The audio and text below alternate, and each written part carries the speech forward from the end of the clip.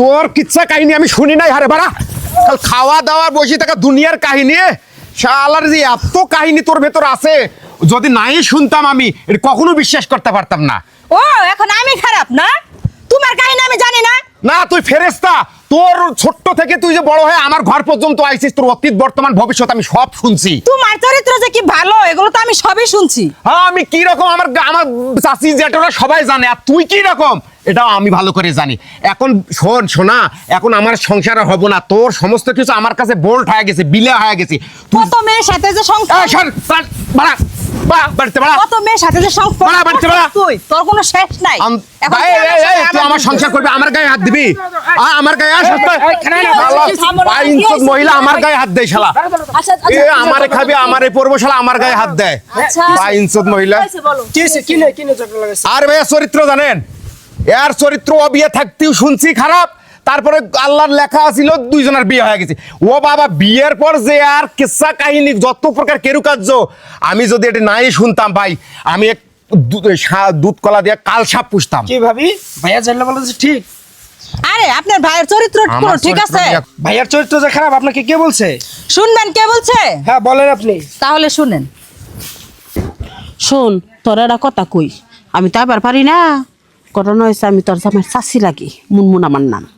তোর জামাই, তোর তো চেহারা সুন্দর, তোর জামাই হলে কে দুনিয়ার খারাপ আসলো, লুচ্চা আসলো, দুনিয়া ছেড়ে গিয়ে প্রেম করে ধরা পড়ছে, মানুষের জুতা দিয়ে ইচ্ছা মতো পেরেছে। তোর যে কথাটা কইছি কইস না, তোর আলোচনা করলাম, তুই সাবধানে থাকিস, তোর কত হইব পাগল, তুই একটা মানুষ, বুঝিস নাই? জায়গায় কইস না বলে, হ্যাঁ তোর জামাই একবার সুবিধার না অসুবিধার, খালি তোর চেহারা দেখে বিয়ে করছে, তোর গয়নাপাতি দেখে বিয়ে করছে, এটা মনে করতেছ? তুমি কি সব কথাগুলা যে বলছো এগুলো সব হাসা? হ, তোর সম্পত্তির বিয়া করছে, তোর চেহারা দিয়ে বিয়া করে নাই, বুঝবি না, পরে বুঝবি। তাহলে শুনছেন কে বলছে? এই মুনমুন চাচি এই কথা বলছে? হ্যাঁ কারে তোমারে? হ্যাঁ আমারে বলছে। মুনমুন চাচি আমার চরিত্র সম্পর্কে তোমার কাছে বলছে? হ্যাঁ।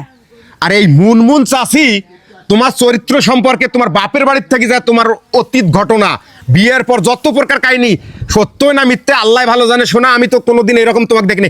মুনমুন চাচি আমাকে পটে পটে পটে পটে এর সম্পর্কে যা খারাপ লাগে আমাকে পড়াইছে। মুনমুন চাচি যে পাড়াবসী সব কেউ ভালো দেখতে পারে না, এটা ভাই আপনি ওই যে 12 ভাতারি, এটা আমি তো জানো রে ভাই। তাহলে আপনি ওর কথা নিয়ে আসেন, আপনি ভাবির গায়ে কেন হাত উঠেছেন? আরে আমি তো জানি না যে বউ কই কথা কইছে। মুনমুন আপনি বাইরে বিশ্বাস না করে বাইরের একটা লোকের কথা শুনে সেটা আপনি ভাইয়ের সাথে ঝগড়া লাগাইছেন। আরে মুনমুন ভাবি সারা রাত দিন 24 ঘন্টায় খালি তার বিষয়ে আমার নামে খালি বলতেই থাকে আমার। তোমরা জানো না যে কি রকমের? তোমরা জানো না, আশেপাশে শুনো না যে কি রকমের?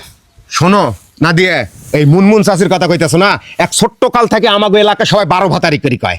আর এই সমস্ত বাড়ির, এই বাড়ির আটা ওই বাড়িতে লাগে দেয়, ওই বাড়ির আটা ওই বাড়িতে লাগে দেয়। সে ডেঞ্জারাস মহিলা, কেউ দেখতে পারে না। খালি বিধবা হওয়ার পর থেকে এই ড্যাং ড্যাং করে ঘরে 3 বেলা খায়, আর এই ব্যবহার দেখো।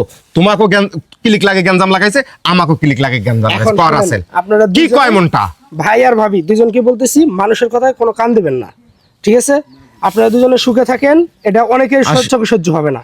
কাজেই এখন দুজনে মিলে আসলে না দিয়ে শোন, তুইও এই যে মুনমুন চাচির কথাটা যদি আমাকে আগে কইতি যে আমাকে মুনমুন চাচি এগুলো কয়া গেছে, তাহলে তো আমরা জিনিসটা ঘরের ভেতরে ক্লিয়ার হয়ে মুনমুন চাচির বাড়ির যাইতাম প্রয়োজনে।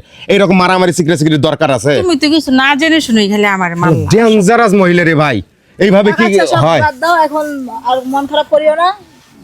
তো ঠিক আছে রাসেল ভাই। আচ্ছা